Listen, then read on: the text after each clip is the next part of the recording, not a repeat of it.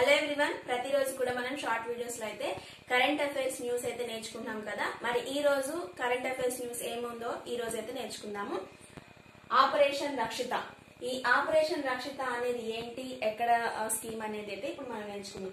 ఈ ఆపరేషన్ రక్షిత అనేది కేరళకు సంబంధించినటువంటి స్కీమ్ అన్నమాట. ఈ ఆపరేషన్ రక్షిత అనేది ఎందుకు పెట్టారు ఈ పేరు అని అంటే, రైలులో ప్రయాణించే మహిళా ప్రయాణికుల కోసం అయితే ఈ ఆపరేషన్ రక్షితను అయితే ప్రవేశపెట్టడం జరిగిందనమాట. రైలులో ప్రయాణించే మహిళా ప్రయాణికుల కోసం ఆపరేషన్ రక్షిత అనే స్కీమ్ అయితే అంటే ఆ కార్యక్రమాన్ని అయితే ప్రవేశపెట్టడం జరిగిందనమాట. అయితే దీన్ని ఎందుకు ప్రవేశపెట్టారంటే, అక్కడ ట్రైన్లలో ప్రయాణించే మహిళా ప్రయాణికుల భద్రత కోసం అయితే ప్రవేశపెట్టారు.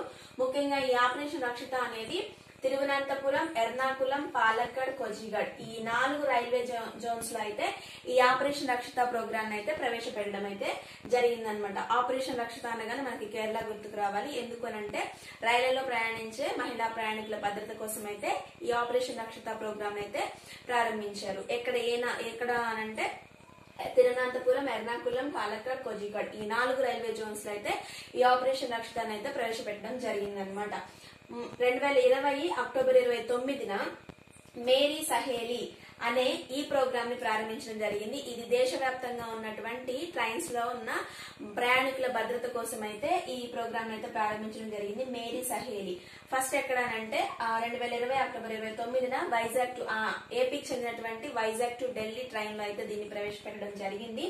ఇది ఎవరి ఆధ్వర్యంలో ఎవరు పర్యవేక్షిస్తారు అంటే ఆర్పీఎఫ్ మహిళా పోలీసులు అయితే పర్యవేక్షిస్తారు. రైల్వే ప్రొటెక్షన్ ఫోర్స్ మహిళా పోలీసులు అయితే దీన్ని పర్యవేక్షించడం అయితే జరుగుతుంది అన్నమాట. మరి ఆర్పీఎఫ్ యొక్క ప్రస్తుత డైరెక్టర్ జనరల్ ఎవరు అని అంటే సోనాలి మిశ్రా అయితే ప్రస్తుత డైరెక్టర్ జనరల్.